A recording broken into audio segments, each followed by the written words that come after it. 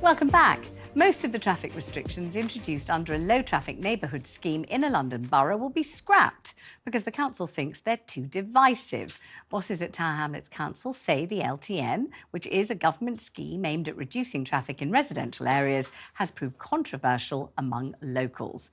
That is despite a survey which shows that most people in the area actually want the LTNs to stay. Very confusing indeed. So joining me now is journalist and writer Nels Abbey. Good to see you, Nels. Thanks for coming in. And Jane Harris. Hello, Jane. From the group Love Bethnal Green, who support low-traffic neighbourhoods. Now, you live, what, 50 yards or something from the LTN? Yes, and my son's school is within the area, so we go through it every day. All right. So describe life before it and then tell me about life with it. So before it, there were heavy goods vehicles going down a street that has 4 schools on it and 1,000 students walking along it every day. The air quality was much, much worse. We know it was worse in the scheme and on the boundary roads, but it was just a much less friendly place. There's old people now who say that they feel safe walking to the shops for the first time ever, and people talk to each other because there's little places to sit down. The police say there is less antisocial behaviour, and the local hospitals say it should stay. And describe how it's imposed. Is it those big planters in the middle of the road? Is it just signs saying you can't turn left or you can't turn right? Or how does it physically impose itself on people? There's a whole mix of things. So there's a cycle lane, which is really important, particularly for delivery cyclists, who are some of the poorest people in London and who need to be able to work safely in a cost of living crisis. There's also some planters, there's some little parks, there's some chairs to sit down and chat to people. I talked to an old man today in his 80s who said he's now worried that he won't be able to sit there and talk to his friends anymore, and he's worried he'll be attacked and he won't feel safe going to the shops anymore. It's disgraceful that a London borough is making a man in his 80s feel that he won't be as safe as he could be. So in your view, when I've already said introducing the subject that, you know, by and large the residents are in favour, why is this happening? Why are they taking them out? I think you would have to ask the Mayor of Tower Hamlets. I'm asking you, though. What do you think? He made a pledge, the one pledge in his manifesto, 1 out of 96 pledges to take these out. He also made 4 pledges to listen to residents. And it seems that he's taking that one pledge as more important than all the others, which is crazy. We really need him to look at the evidence, understand the police, the local hospital, local residents, and 82% of local businesses want this to stay this way. But also, it's going to cost him £2 million to reverse that, and he could use that for all the other things he wants to do in the borough: free school meals, help with the cost of living, housing. We have a terrible housing crisis. It's really disgraceful this decision has been made. And when is it going to be implemented, as far as you know? We don't know the answer to that. Right. And how vociferous and emphatic have residents been about how much you don't want to lose the LTNs? Well, 3,094 people in Tower Hamlets signed a petition last year. It was the second largest petition ever in Tower Hamlets history on any topic. They asked him to stop his plan to rip up the roads. They asked him to listen to the neighbourhood, and if we could find specific little tweaks that needed to be made, great. And then let's use money to make those improvements, not just rip the whole thing out. The thing is, he's made it a polarised debate. He's made it rip it out or keep it as entirely as it is. And actually, any sensible person can say, well, actually, let's keep the good bits of it and let's tweak things that could work better. All right, it's been described as divisive. In my experience as a broadcaster, let alone a citizen, LTNs always are divisive. They're always people who say it's paradise on earth, it's nirvana, it's the most wonderful thing I've ever seen in my life, it's transformed, the birds are singing, people are skipping, everyone's happy, and people saying it's absolutely hell. You know, I can't turn left, and if I turn left, there's the hospital, I can drive to it, but I can't, I've got to go all the way round. And people saying, well, I live 3 roads away, my life has become a living hell. They've got paradise there, we've got hell here. I mean, I've been talking about these on air for so long, I feel as if I've heard everybody, and you hear both sides of the story with equal emphasis and everything else. But what's been described in Tower Hamlets is divisive among the community. And what I've heard is, and please correct me if this is not true, it's only anecdotal, but I have heard that it's being billed as a sort of rich versus poor.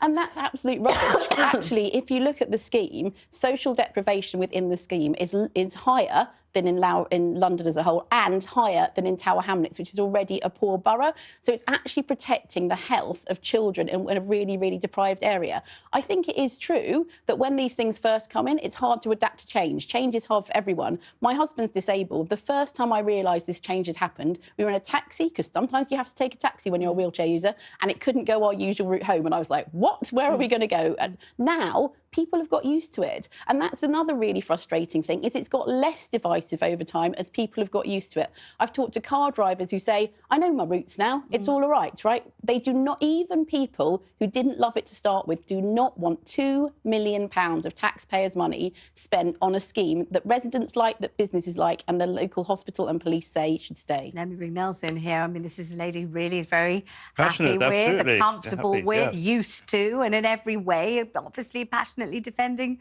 the LTN, which has improved quality of life. I mean, how can you argue that it doesn't? Well, I can't speak specifically to Tower Hamlets, but I do salute the decision in Tower Hamlets. And I salute the decision because on the basis of the principle of justice and environmental justice, social justice, and amongst any other form of justice you could actually think of potentially, I think that what's happened with LTNs or so is a bit of a travesty. What you're seeing here is this, is that I could live in an LTN. Sorry, one thing I want to make clear, I do agree. I don't think that heavy-duty vehicles should be going past your child's school. So I think there should be a school street set up there, which is similar to an LTN, but it means that... Sorry, one thing I want to make clear, I do agree. I don't think that heavy-duty vehicles should be going past your child's school. So I think there should be a school street set up there, which is similar to an LTN, but it means that between a specific number of hours, you can't go by that street. So I agree with you on that 100%. Can I explain this? That But you've had a good slice of the cake. Let's share it. So what's actually happened as far as London-wide is concerned is this, is that you have this situation in which some people, as far as there's winners and there's losers of this, and the winners and losers are vastly different. People who live in the LTNs, they end up getting gated communities. They end up getting lower pollution. They end up getting lower noise pollution and everything else. And so in economic terms, these are called externalities. So people cannot impose externalities upon them because of the fact they actually live in an LTN, which is a good thing for them. They also get increased housing prices too, if you're in a home there. But people who live on these things we call boundary roads, which are sacrificial roads or so, if you could actually live in an LTN and drive a gas guzzler, drive a Hummer, for example, and love it to death and drive along a boundary road and actually impose pollution and noise upon them. You can live on a boundary road and drive an electric vehicle and not be able to drive through the local LTN.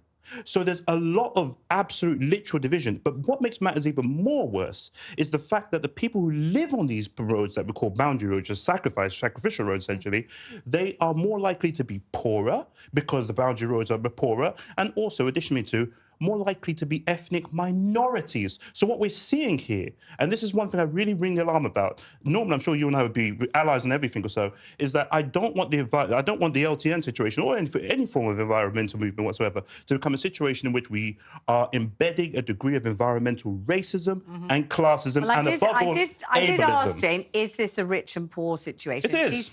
She said no, and she lives in it. So what about everything Nels has said? The richer people in the LTN have got fresh air, they're happy, they're delighted, and the poorer people in the boundary roads, which he describes in a very epic and tabloid manner as sacrificial roads. We've heard of sacrificial lambs. These are sacrificial roads. First time I've heard that phrase. I commend it. I'm going to remember it. I'll probably reuse it many times on this show. The sacrificial road dwellers are more likely to be from ethnic minorities. They're likely to be poorer. They're exploited so that you and all the other happy residents of the LTN streets can breathe cleaner air. Is that fair? Is that true? That is not true in this case, and I think it just shows how important it is to look at these things on a case-by-case basis. The people who live in this area are poorer and more socially deprived than people in the rest of Tower Hamlets and in the rest of London. So we are literally protecting people who have some of the worst health and the worst health inequalities. So I actually think these schemes are actually, in this case, supporting justice. And also, the boundary roads in this case have also seen bigger improvements in air quality than in the rest of Tower Hamlets. So it hasn't been divisive. But I think it's like anything else in life, right? You can build a good TV studio, you can build a bad one, you can build a good railway, a bad one. These happen to be really good ones, and that's why people want to keep them. Let's begin, David. He's on the line, he's on the phone, he lives in London. Hi, David, lovely to hear from you. Good afternoon. Hello, Vanessa. I just want to say I completely agree with the man who was talking just now.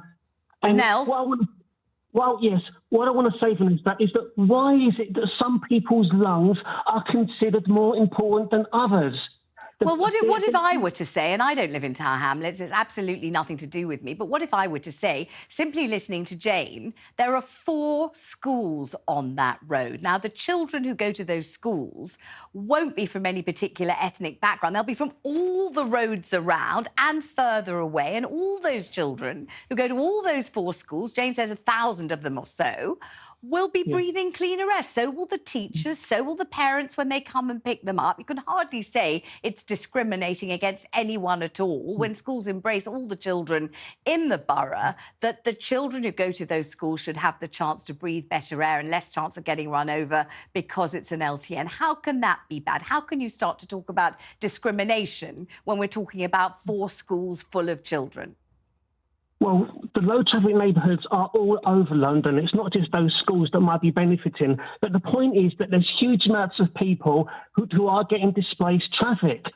They are. Well, Jane says they're not. Not in this case. To be honest, how come they're not, though? The only roads that have had more traffic in these areas is the roads where the scheme wasn't completed. But how come they aren't getting more? How come the heavy goods vehicles that used to go down this particular road aren't just going down the road 4 or 5 roads away or whatever? I think because overall it's easier to cycle and it's easier to walk. 80% of journeys in Tower Hamlets are done cycling or walking, right? So the more you make these things easy for people, the more they do it. And then the nicer the neighbourhood becomes. People talk to each other. You know, people do gather around these little pocket parks that they've created. That did not exist there before. It really has brought people together. Nels? I should just say the reason the school street wouldn't work is there's a school that has 2 sites. There's a 6th form and the rest of the secondary school. And so there are children all day who switch between those 2 sites. So it wouldn't work just to close it at certain times. David, I thank you. Nels, what would you like to say? That's very specific. Again, so what I said earlier on, so you said everything about cycling and walking or so, what I said about environmental ableism also